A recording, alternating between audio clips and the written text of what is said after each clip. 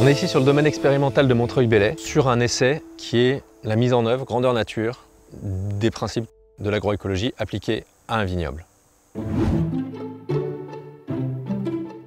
L'objectif principal, c'est la réduction des phytos. Mais pas seulement, parce qu'on est sur une approche système et donc tous les impacts sont à considérer. En agroécologie, on a parlé de la vigne, mais tout ce qui est autour va être important. À l'échelle d'un paysage, il faut plusieurs cultures, il faut une diversité. C'est ce qu'on a essayé de faire sur cette parcelle, avec des arbres qui sont entre les blocs de vigne, avec des haies qui sont autour de la parcelle, et sur le sommet de la parcelle, une plantation de chênes truffiers. Ces éléments-là, ils ont vocation à être des réservoirs de biodiversité. Et ça va permettre, en cas d'opération dans la parcelle qui viendrait perturber la biodiversité présente au niveau de la vigne, une recolonisation rapide de la parcelle.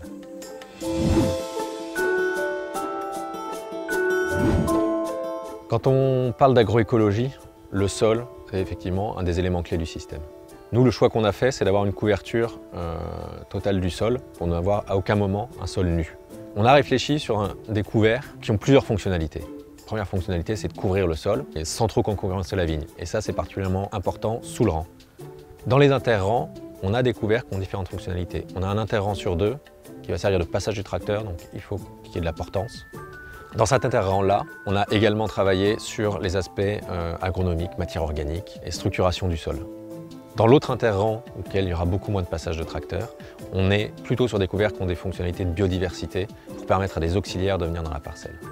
Par exemple, pour lutter contre l'oïdium, on peut utiliser des auxiliaires. Pour les favoriser, on va mettre des plantes qui sont sensibles à d'autres oïdiums que celui de la vigne dans cet interrang. Mais ça ne suffit pas. Il va falloir mettre en œuvre d'autres leviers qui vont être complémentaires. Le système de taille qu'on a choisi, la taille en haie semi-minimale, doit permettre d'avoir une moindre sensibilité à l'oïdium. On utilisera un pulvérisateur à panneau récupérateur qui permettra de ne pas avoir de dérive sur les plantes de service et puis d'avoir une meilleure qualité de pulvérisation.